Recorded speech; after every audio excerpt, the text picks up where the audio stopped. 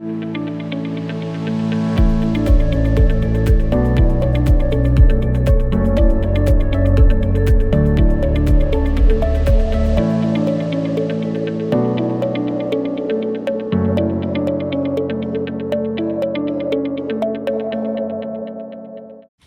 bienvenidas, bienvenidos a una nueva edición de Hablemos de Salud, este programa que hacemos desde la Unidad de Comunicaciones del Hospital Frique para el mundo, para compartir algunos temas que son de interés para toda la familia.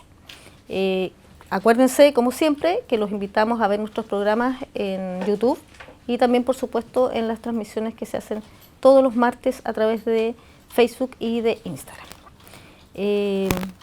Ya viene el mes rosa, que es octubre, que se declara el mes del cáncer de mama, y tenemos una invitada que de primera mano atiende a todas las pacientes que vienen al hospital por ese concepto. Bienvenida, Paola Fernández, matrona, muy joven, pero que lleva harto rato aquí en el hospital trabajando en esta unidad. ¿Cómo estás, Paola? Muy bien, gracias por la invitación. Justamente ya aquí compartiendo con ustedes en este momento, más que nada, como decías al inicio, ¿cierto?, tomar un poco de tus palabras, con la finalidad de poder hablar un poquitito en este mes, ¿cierto?, conocido para todos como el mes rosa, que en verdad es un mes donde uno trata de concientizar un poquito más a la población en torno al cáncer de mama. ¿Por qué? O sea, es súper importante y uno dice, ya, pero todo el mundo se atiende o no se atiende. ¿Por qué es tan relevante que en este mes, todo el mes, lo concentremos en el cáncer de mama? O sea, lo ideal sería que uno constantemente estuviera hablando de, ¿cierto?, que constantemente estuviéramos educando a la población en torno al cáncer de mama, ¿cierto?, haciendo promoción y prevención desde la atención primaria hasta las atenciones secundarias, así como lo estamos haciendo ahora, ¿cierto?, por medio de este programa también. Pero este mes a nivel internacional, ¿cierto?, a nivel mundial, el día 19 en este caso, si no me equivoco, domingo 19 de octubre, ¿cierto?, se conmemora o se hace esta concientización en torno al cáncer de mama por, en general, la implicancia que tiene este cáncer en la salud reproductiva y la salud femenina. Ya es uno de los cánceres con mayor mortalidad en la población femenina, entonces por eso es que se trata de concientizar, así como en otros cánceres también hay un día específico en el año, ¿cierto?, donde se busca educar un poquitito más a la población. En el caso del cáncer de mama es ahora en octubre. Además, porque en Chile es una de las primeras causas de muerte de mujeres. Exactamente, tal cual como si tú es que no dices. la primera. Dentro, es una de las primeras, está dentro ahí en los top 10. Ya, y entonces uno empieza a pensar en los cánceres en general y uno dice, ya, hay cánceres que se pueden prevenir, hay cánceres que no, hay cánceres que tienen factores de riesgo. ¿Cuáles son los factores de riesgo de los cánceres de mama? Bueno, en el cáncer de mama, y algo súper importante, ¿cierto?, para la población, para que lo tengan ahí presente, hay muchos factores de riesgo, pero hay factores de riesgo que uno puede modificar. Y hay otros factores de riesgo que son adquiridos, ya por ejemplo, mutaciones genéticas, antecedentes familiares, ese tipo de cosas uno no lo puede modificar, son cosas que yo no puedo cambiar, no puedo modificar la genética que tengo. Pero en este caso hay factores de riesgo como por ejemplo los hábitos alimenticios, principalmente la obesidad, ¿cierto? Es un factor de riesgo para el desarrollar eventualmente un cáncer de mama. Por ende, una de las cosas que se trata de educar mucho a la población, ¿cierto?, y no solamente para el cáncer de mama, sino que para un montón de enfermedades más, tratar de mantener una buena alimentación, ¿cierto?, tratar de estar en un peso óptimo, ¿cierto?, para que esta condicionante no se vuelva a largo plazo. Otros factores de riesgo que tenemos también, ¿cierto?, son, por ejemplo, el consumo de alcohol. Está directamente relacionado con el desarrollo del cáncer de mama, así como también otros hábitos nocivos como el cigarrillo, el consumo de tabaco. Principalmente los cigarrillos, porque contienen hartas sustancias que son cancerígenas potencialmente. Entonces ahí la educación principal a la población, ¿cierto?, conociendo estos factores de riesgo, es que obviamente pueda adoptar medidas a la larga, que sea reducir, ojalá, su consumo a cero en el caso del alcohol, por ninguna causa. De hecho hay un mito muy como popular que pasa en la gente, sobre todo en la gente más adulta, que es el tema de que el consumo de, por ejemplo, el vino te aporta antioxidantes y un montón de cosas, entonces la gente se toma una copita todos los días al almuerzo, ¿cierto?, para incorporar este antioxidante en su cuerpo y todo eso. Pero la verdad las cosas es que bajo estudios indican que bajo ninguna circunstancia se recomienda el consumo de alcohol. ¿Entiendes? Uno puede conseguir antioxidantes Claro, de otra manera. existen otras formas, tenemos mediante la alimentación, ¿cierto?, nutrientes, el maqui, un montón de cosas más que nos aportan realmente nutrientes, ¿cierto?, sin estar asociándonos a un daño potencial para nuestra salud. Por último, comerse las uvas crudas, ¿no? Claro, claro. Pero además, te quería preguntar, ¿hay un factor de riesgo, por ejemplo, el tema hormonal? Sí, en ¿El general, de consumo hecho, de algunos anticonceptivos, por ejemplo? no, el consumo de anticonceptivos directamente no está relacionado con el desarrollo de cáncer de mama. Obviamente, cuando hay pacientes que tienen el diagnóstico de cáncer de mama, dependiendo del tipo de cáncer, esto obviamente puede ser un factor que potencia. Entonces, en general, la mayoría de las veces cuando las pacientes ya tienen un diagnóstico, si están con algún anticonceptivo, se indica la suspensión de este. Ya considerando que no todos los cánceres son iguales, si bien uno habla de alguna forma a grandes rasgos del cáncer de mama, hay cánceres que están asociados a un factor hormonal, que son hormonodependientes, y hay otros cánceres que no. Entonces, en este grupo de pacientes principalmente, claro, si una persona está incorporando hormonas, en este caso a su cuerpo, obviamente eso podría de alguna forma estar no haciendo que la persona desarrolle el cáncer propiamente tal, no hay estudios que indiquen que así sea, pero sí obviamente se contraindica el uso en el caso de que ya exista un diagnóstico con cáncer de mama de ese tipo. Y hablemos de los síntomas, porque de repente uno confunde los síntomas. A mí me ha pasado, yo creo que a muchas mujeres nos ha pasado que me duele me duele un pecho, cáncer, y uno se asusta porque en realidad no sabe mucho. Claro. Y otras veces también subestima algunos síntomas que sí pueden ser de verdad complejos por susto también. Es como si no sé, es como si no me diera. Entonces, es importante. Cuéntanos un poquito. Bueno, en general los síntomas, lo ideal siempre sería no llegar a eso, ¿me entiendes? En este sentido, se trata de educar justamente a la población, aquí en este caso las mujeres a partir de los 40 años, comienzan ahí a acudir a los controles, o sea, de antes que acudan a sus controles ginecológicos en el CESFAM, que justamente lo realizan las matronas, pero que desde los 40 años en adelante, sobre todo si no hay mayores antecedentes familiares de cáncer de mama, comiencen a realizarse su mamografía, ¿cierto? Con la finalidad de que ante cualquier cosa uno mediante el screening, ¿cierto?, pueda ver si es que hay algún indicio de cáncer, ¿me entiendes? La idea no es llegar a que la persona presente signos y síntomas como, por ejemplo, el enrojecimiento de la mama, cambios en la piel, que por ejemplo se ponga como una piel de tipo naranja, que hayan secreciones, por ejemplo, sanguinolentas de la mama, que no, obviamente no están asociadas a una mujer que esté lactando. Además de eso, por ejemplo, que claramente, y uno de los principales síntomas, que se palpen alguna masa en la mama. También tenemos otros síntomas, por ejemplo, como la retracción del pezón, o que ciertas partes de la mama se vea como que algo te estuviera tirando hacia adentro, ¿cierto? Esos principales síntomas aparecen por lo general cuando uno ya está hablando de un cáncer que está un poco más avanzado. Por eso la idea siempre es prevenir o detectar en una etapa temprana, donde lo realiza en este caso la mamografía. Ya, y igual yo quiero tocar algo que puede ser algo como personal también, porque uno también se basa un poco en su experiencia en esta entrevista, porque uno cree que palpándose uno la tiene resuelta, o sea, yo si no me toco nada, significa que no tengo nada, entonces no va y no se hace la mamografía. Claro, no, justamente en base a lo que estábamos comentando, ¿cierto?, no es la idea, porque en este caso la mamografía, por ejemplo, una de las particularidades que tiene es que mediante esta imagen se pueden ver las microcalcificaciones. Las microcalcificaciones son chiquititas. Entonces, esta microcalcificación es imposible que una persona, hasta la persona más experta, que lleve años trabajando en esto, palpando mamas, personas con diagnóstico de cáncer o con diagnóstico de otras patologías, sería capaz de detectarlo. Nadie. Entonces, en ese sentido, por eso es que es sumamente importante no confiarse en lo que uno palpa, sino que realizarse en este caso el chequeo imaginológico con la mamografía. Ya. Y entonces, acciones concretas, mamografía. Mamografía, en este caso, como acciones concretas, de partida, promover una buena salud alimentaria de los pacientes. Por ejemplo, tengo un caso muy particular de una paciente que ella tenía un grado importante de obesidad y comenzó a bajar de peso, y cuando ella bajó de peso, obviamente disminuyó en gran cantidad el tejido graso del cuerpo, y un día X me dijo que en el gimnasio se pasó a llevar con el brazo la mama y se dio cuenta que tenía un bulto.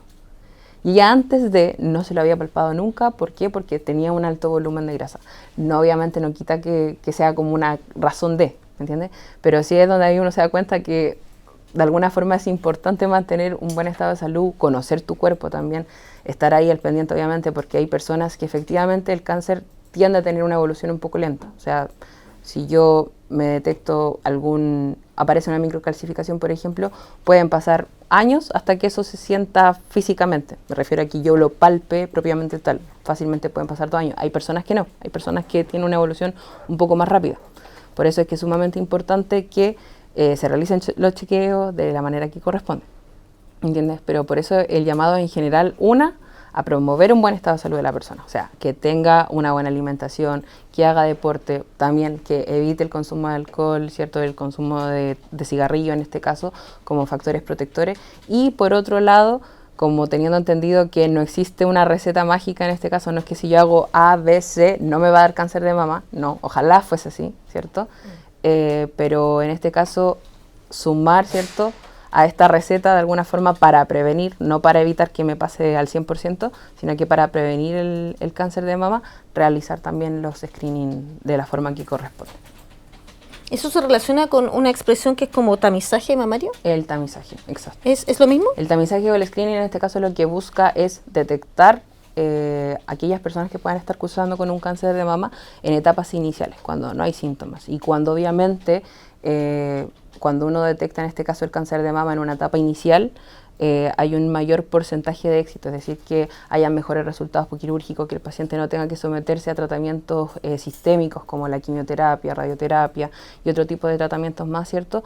Y obviamente poder detectarlo en una etapa en donde de alguna forma uno pueda estar brindándole al paciente un tratamiento curativo y no paliativo. Ya, tengo dos preguntas para ti que me surgieron. ¿Qué pregunta? Una es, porque tú hablaste desde los 40 años y uno no tiene antecedentes familiares. Ya, pero yo sé que mi abuelita, mi mamá, mis tías en primer grado, o sea, las hermanas de mi mamá, primas, que tienen. ¿Desde qué edad yo debería empezar a vigilarme? Digamos? Ya, bueno, en general, a la población en general se le recomienda a partir de los 40. Ahora, ahí igual hay que educar un poquitito, porque, por ejemplo, hay muchas personas que, por ejemplo, voy a poner un caso hipotético. Supongamos que yo, Paola Fernández, ¿cierto? Persona X, ¿cierto? Tengo a mi tía materna que a los 78 años tuvo un diagnóstico de cáncer de mama y por otro lado mi mamá a los, no sé, 80 años también tuvo un diagnóstico de cáncer de mama. En este caso, la pregunta sería, ¿yo tengo que comenzar mi screening antes de los 40 por el hecho de tener antecedentes? No necesariamente. En este caso, la recomendación es que, en este caso, considerando los antecedentes familiares, calcular un periodo de 10 años hacia atrás. ¿Entienden? Entonces, si uno considera, en este caso el menor, que les di como ejemplo, de 78 años, a partir de los 68 años se consideraría como una especie de riesgo, pero independientemente de, comienza a partir de los 40. Ahora, ¿en qué casos, por ejemplo, sería en el caso de que yo misma tuviese un antecedente que, por ejemplo, mi mamá, a los 40 años se le diagnosticó un cáncer? Ahí si uno hace el ejercicio, serían a partir de años para atrás o bien desde los 35 años en adelante. Obviamente, en las pacientes cuando, de hecho, es algo que está por ley también, el asesoramiento genético, ¿ya? Porque muchas veces también sucede que uno suele asociar el cáncer de mama a cáncer de mama. ¿Cómo? En el sentido de que, por ejemplo, no se preguntan o no se cuestionan mucho los antecedentes familiares de otros tipos de cáncer. ¿Me entiendes? Entonces, en ese sentido, es sumamente importante que, por ejemplo, si tenemos, voy a volver a ponerme yo como ejemplo, ¿ya? Supongamos que hay cánceres familiares múltiples. Por ejemplo, supongamos que, no sé, tengo un familiar, una prima, que a los 45 años le diagnosticaron un cáncer de ovario. Tengo a mi hermana, que a los, no sé, 48 años le diagnosticaron un cáncer de mama. Tengo además otra hermana que tiene un cáncer, no sé, de estómago, ¿me entiendes? Como cosas así. Entonces, ¿qué va a pasar? Que en este caso hay ciertos cánceres que están asociados por mutaciones genéticas. En este caso, una de las más conocidas son BRCA1, BRCA2, que están muy asociadas con, por ejemplo, el cáncer de ovario, el cáncer de mama, etcétera, etcétera. Entonces, en ese caso, melanoma también. Entonces, en ese caso es sumamente importante no solamente enfocarnos en los antecedentes familiares del cáncer de mama, sino que también hacer un poquito el análisis completo de la familia. De hecho, esto es algo que de hecho se realiza en los asesoramientos genéticos, que es como una, ¿cómo decirlo? Para que se pueda entender. Es un beneficio que tienen los pacientes, ya es un derecho que tienen, mejor dicho. Es un derecho que tienen los pacientes con diagnóstico de cáncer de mama el acceder a un asesoramiento genético, que es justamente una consulta con un profesional especializado en donde se hace una especie de análisis familiar, ¿cierto? Se hace un análisis donde se recopilan toda esa información, antecedentes, por ejemplo, los que yo te estaba comentando, ¿cierto? De la familia del primo, el tío, la mamá, la hermana, qué tipos de cáncer en familia han tenido, y obviamente el profesional que realiza esta asesoría, este control que es bastante extenso, tiene una duración aproximada de unos 40 minutos a una hora para poder obtener toda la información como corresponde, ¿cierto? se genera, si es que efectivamente existe una posibilidad en relación a los cánceres asociados, de que esta persona efectivamente tenga alguna mutación genética y si es que por ende necesitaría un estudio complementario, que en este caso sería un panel genético, en donde ahí efectivamente se elige al familiar, que probablemente sea el mismo paciente, no necesariamente va a ser él, pero sí la mayoría de las veces suele serlo, en donde se le toma una muestra y luego de eso se hace un análisis, y ese análisis, el resultado no solamente va a beneficiar al paciente, sino que va a beneficiar a la familia, hablo desde sus hijas, claro. Entonces, por ende, ahí uno comienza a impartir líneas, ¿cierto?, de prevención específica para esa familia. Es decir, ustedes como familia, supongamos que mis hijas, tienen que partir con el screening a partir de los 30 años y no solamente con mamografía y eco, sino que también con otro tipo de exámenes más para descartar cualquier otro tipo de cáncer que pueda estar asociado a esta mutación genética. Ya. Estábamos hablando con Paola Fernández, que es matrona de la unidad de cabeza, cuello y mama del Hospital Dr. Gustavo Frique, para acordarle a los que recién se están incorporando a nuestro programa, sobre el cáncer de mama y octubre, que es el mes rosa, en conmemoración de esta patología que lamentablemente es muy prevalente en la población femenina de Chile. Sigamos, porque sabéis que hablaste del tamizaje, del tamizaje, y después hablamos del asesoramiento genético de las familias, que te permite en el fondo a lo mejor seguir tratándote tú, pero también proteger a los tuyos, que es a tus hijas, a tus sobrinas quizás. ¿Qué otras cosas, qué otros beneficios? Porque tú dijiste que era un derecho del usuario, de la usuaria, y ¿qué otros beneficios hay, entre comillas, o qué otras terapias hay aquí en el sistema público para las... O sea, en general el cáncer de mama es una patología que está cubierta por el GES, garantía explícita en salud, ¿cierto? En donde los pacientes tienen acceso obviamente al diagnóstico, ¿cierto? A la cobertura financiera finalmente del diagnóstico, del tratamiento, del seguimiento. ¿Entiendes? Entonces, en este caso, el cáncer de mama, tanto para las personas que cuentan con FONASA o las personas que están afiliadas a ISAPRE, CAPREDENA o las Fuerzas Armadas, ¿cierto?, tengan acceso, ¿cierto?, a la cobertura financiera de estos tratamientos, porque al fin y al cabo el cáncer de mama es algo costoso, ¿cierto?, para las familias, para cualquier familia, inclusive aquellas familias que tienen mejor recursos. Es una enfermedad donde el tratamiento, sobre todo si es que se detecta en una etapa más avanzada, puede ser sumamente costoso. Entonces, en ese sentido, es una de los beneficios que tienen las pacientes. ¿Y qué rol juegan ahí ustedes? Porque, claro, uno de repente dice, voy a conversar con el doctor, pero aquí las matronas tienen un rol súper importante, no solo acá en el hospital, sino desde la etapa inicial, cuando uno empieza a intuir que algo no va bien, especialmente en la atención primaria, donde también hay varias matronas. Claro, en este caso en la atención primaria, en los SFAM, en los ECOF, o en las postas rurales, en los consultorios, ¿cierto?, principalmente todo lo relacionado a la atención femenina, ¿cierto?, a la mujer, el programa como propiamente tal lo llevan las matronas. En este caso la atención principalmente es por matrona. No significa que el médico no vaya a ver a las pacientes, pero muchas veces son consultas más específicas o más ligadas a otras morbilidades como diabetes, hipertensión, dislipidemia, etcétera, etcétera. Entonces, en este caso, claro, las matronas de la atención primaria juegan un rol sumamente importante porque son ellas las que se encargan de, en este caso, estar ahí a las pacientes indicándole el tema de la realización del screening, en este caso de la mamografía, ¿cierto? Rescatando a este grupo de pacientes cuando los resultados salen alterados, indicarles, ¿cierto?, que obviamente al tener este informe alterado va a haber que seguir un proceso y este proceso implica tal y tal cosa, entonces cumplen también un rol sumamente importante de estar educando al paciente previamente a que llegue a la consulta acá con nosotros propiamente tal. Ustedes son como la primera línea. Claro, en la atención primaria las matronas juegan un rol en primera línea y no solamente con el paciente, sino que también con la familia.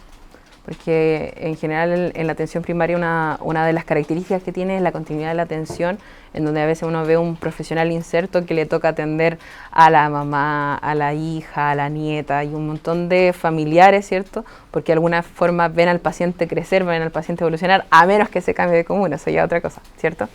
Pero en general están ahí brindando una atención continua, entonces su enfoque no es solamente con el paciente propiamente tal, sino que su enfoque es con la familia. Obviamente uno también aquí desde la atención secundaria trata de hacer eso, pero la dirección de la atención secundaria no es exactamente la misma. ¿Por qué? Porque la atención primaria tiene el enfoque de prevenir y de promover, en este caso, conductas saludables de salud, valga la redundancia. Pero nosotros acá en la atención secundaria tenemos un rol un poco más de tratamiento, de diagnóstico. No quita que no hagamos campañas de educación, como ¿cierto? la que estamos haciendo ahora. Claro, como la que estamos haciendo ahora, pero obviamente los tiempos no dan necesariamente. Pero ahí es donde uno obviamente juega un trabajo en red, porque al fin y al cabo se entiende que somos una red asistencial. Atención primaria, atención secundaria y atención terciaria. Cuando estabas hablando de de algunas líneas de diagnóstico, del trabajo que se realiza, de todos los pasos a seguir, hasta uno se empieza como a angustiar un poco, se te empieza como a apretar el estómago y pues dices, chuta, todo el impacto emocional que eso tiene, no solo en la paciente indudable, sino que en toda su familia, porque los diagnósticos de cáncer, especialmente en este cáncer, son súper complejos y dependiendo del estadio en que te lo detecten, pucha, es medio incierto. ¿Cómo se trabaja el impacto emocional que tienen las familias este tipo de cáncer? Bueno, en general, los encargados de como de alguna forma contener al paciente es el equipo completo, ¿ya? De partida, el que da la primera contención en este caso muchas veces sobre todo es el médico, quien realiza la atención y quien tiene el rol de informarle al paciente y el acompañante significativo, ¿cierto? O el familiar que haya asistido a la consulta con el paciente en ese entonces, es él quien se encarga, ¿cierto?, de brindar la primera contención. Pero posterior a eso, muchas veces sucede, y un ejemplo como muy clásico, es como una de las cosas que más se presenta, en que uno ve que el paciente escucha el diagnóstico de cáncer y si venía solo, inclusive cuando venía acompañado, dejan de escuchar el resto de la información que se entrega por parte del profesional, en este caso por parte del médico. Claro, se bloquean. Entonces ahí es donde uno, como matrona y en este caso junto con mi compañera, cumplimos un rol de educar, porque muchas veces el desconocimiento es una de las principales causas de su angustia. Como el pensar que al decirle, no, es que usted tiene cáncer, es como que ya lo primero que preguntan es cuánto tiempo me queda. Y muchas veces es un diagnóstico inicial, por ende lo más probable es que todo se resuelva con la cirugía y obviamente el paciente tiene un riesgo de que el cáncer vuelva a aparecer y que va a tener que continuar con seguimiento por muchos años, ¿cierto?, hasta que el paciente fallezca. Pero independientemente de los pacientes siempre en su cabeza se plantean el peor escenario posible, el paciente y su familia. Entonces ahí uno lo que realiza muchas veces es educar al paciente, educar al familiar que lo estaba acompañando, para que obviamente puedan entender un poquito el proceso y bajar la angustia, ¿entiendes? Entonces ahí nosotros cumplimos como un rol de educar, de contener también pacientes que obviamente se entiende que producto de esta enfermedad se desencadene de alguna forma dudas, ¿cierto? Tenemos pacientes que muchas de ellas madres postergan su salud para cuidar de sus hijos, madres solteras que no cuentan con mayores redes de apoyo en la crianza, ¿cierto? Entonces muchas veces estas mujeres, claro, se cuestionan a sí mismas el haber llegado hasta esta etapa porque era para cuidar a su familia, pero al descuidarse ellas mismas no van a poder seguir cuidando a aquellos que aman. Entonces ahí también es donde uno juega también un rol de comenzar a educar a la población en el sentido de que a veces vale más, hay un dicho que una vez le dije a un paciente que a mí por lo menos me quedó muy marcado, que es que hay muchos que dicen yo estoy dispuesto a morir por mi hijo, pero muy pocas personas están dispuestas a vivir por sus hijos. ¿Y a qué me refiero con eso? Aunque vivir conlleva el preocuparme de mí, el dejar de hacer cosas que son dañinas para mí, consumo alcohol, consumo cigarrillo, mala alimentación, estrés, no cuidar de mi salud propiamente tal, que al fin y al cabo lo que deberíamos de hacer todos, no necesariamente como dar la vida por el otro, sino que a veces es un mayor sacrificio el cuidar de uno mismo para poder cuidar de otro. Entonces ahí tratamos de estar un poco educando en cuanto a la salud mental de las pacientes y obviamente dando esta primera línea también para dar paso a duplas mucho más especializadas en la contención y apoyo de los pacientes, que en este caso es la dupla psicosocial que tiene el hospital para los pacientes oncológicos. Entonces ahí las chicas se encargan obviamente de estar dándole un seguimiento a los pacientes, de estar citándolas a los controles. Muchas veces de hecho las psicólogas hacen visitas domiciliarias al paciente con una atención mucho más integral porque pueden conocer el entorno del paciente, ver si cuenta con redes de apoyo, ver el contexto in situ, me refiero en cuanto a la vivienda y a las condiciones sanitarias que puedan tener en su vivienda, ¿cierto? Y un montón de cosas más. Sí, porque uno se imagina de repente que es como, ya, aquí o me salvo o no me salvo, que hace una dualidad que de repente es un poco extraña en su cabeza, y además se le olvida que cuando uno decide trabajar por su salud, también tiene que trabajar con un montón de gente en el hospital y no va a dejar de venir nunca, porque en el fondo hay mucha gente que son, por ejemplo, los kinesiólogos que trabajan después de las intervenciones quirúrgicas, los cirujanos, las matronas, y que es un mundo que se te abre para siempre en el fondo. Claro, en general son muchos los profesionales que están vinculados a la atención de un paciente. O sea, desde la atención primaria, las matronas, llegando acá, más matronas, ¿cierto? Los médicos, los administrativos también, que obviamente están con los pacientes, nutricionistas, oncogeriatría, que a veces se encarga de hacer prehabilitación, ¿cierto? Las kinesiólogas, que en ocasiones también tienen que ver a los pacientes antes de la cirugía y posterior a la cirugía, ¿cierto? Los oncólogos médicos, en este caso, que son los que se encargan de dar el tratamiento sistémico, y así podríamos ir sumando profesionales que de alguna forma actúan un poco más detrás de cámara, como lo es, por ejemplo, el médico, el patólogo, ¿cierto? Que se encarga del análisis de los tejidos, de finalmente hacer el estudio necesario para confirmar el diagnóstico de cáncer. O sea, ellos también obviamente no están en la atención clínica in situ, pero el trabajo que ellos realizan junto con los radiólogos también es sumamente importante porque permite obviamente ahí dictar la línea de tratamiento que se le va a entregar al paciente. Así que son hartos los profesionales que están detrás de cada paciente. Y son gente además que está súper dispuesta porque trabajan en esto todo el año para apoyar a todas las que estamos en la casa, que somos mujeres más jóvenes, mayores, todos estamos dispuestas. Bueno, y sabemos que este es un programa finito, que seguramente a ustedes y a mí nos quedaron muchas más consultas. Vamos a volver a entrevistar a Paola Fernández, matrona de la unidad de cabeza, cuello y mama del hospital, para seguir entrando en este tema que es tan interesante y tiene tantas aristas. Pero, Paola, te quiero invitar a dar un mensaje final no solo a las mujeres, sino también a sus familias para que también incentiven el autocuidado.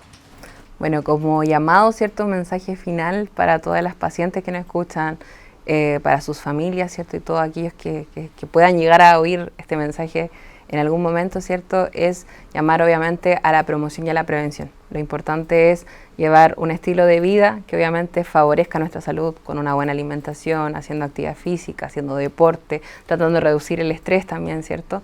Y también ser constante con nuestros chequeos médicos. En general la población, ustedes mismos, yo me incluyo en ello, a veces somos descuidados de nuestra salud, pero es importante mantener nuestro control, en este caso de las pacientes, el control ginecológico con matrona en la atención primaria, el cual es una vez al año, ¿ya? Y obviamente ahí el profesional que le está atendiendo va a ser el encargado de ir indicándole también la realización de este examen, que también ustedes como pacientes pueden ir consultando cuando le corresponde su mamografía. En este caso es importante que ustedes hagan cargo de su salud, porque obviamente pueden suceder errores, pero ustedes mejor que nadie saben las cosas que se han hecho y las cosas que no se han hecho, si se han tomado o no la mamografía. Así que es sumamente importante que ustedes como pacientes, como familiares, ¿cierto? Como amigos, incentiven, ¿cierto? El bienestar de la población femenina y también los hombres que no están exentos de tener cáncer de mama. Ya también hay personas, ¿cierto? Hombres que pueden desarrollarlo, así que en general al consultar de forma oportuna ante la aparición de cualquier signo y síntoma que pueda ser algo raro para ustedes, porque no necesariamente van a conocer del todo, ¿cierto?, cuáles son esos síntomas asociados al cáncer de mama, pero uno sí sabe cuando hay algo raro con el cuerpo y lo importante no es omitirlo ni dejar que esto empeore, sino que consultar de forma inicial. Sí, ya sabemos. Primero, darte las gracias a Paola Fernández, la matrona de la unidad de cabeza, cuello y mama del Hospital Dr. Gustavo Frique, por hablarnos un poquito en este mes rosa del cáncer de mama. Y dejarlos invitados, por supuesto. Recuerden, si no alcanzaron a ver este programa durante su transmisión, pueden encontrarlo en YouTube. Y también recordar que cada martes nos reunimos a través de Instagram y Facebook para hablar de salud. Hasta luego. Gracias.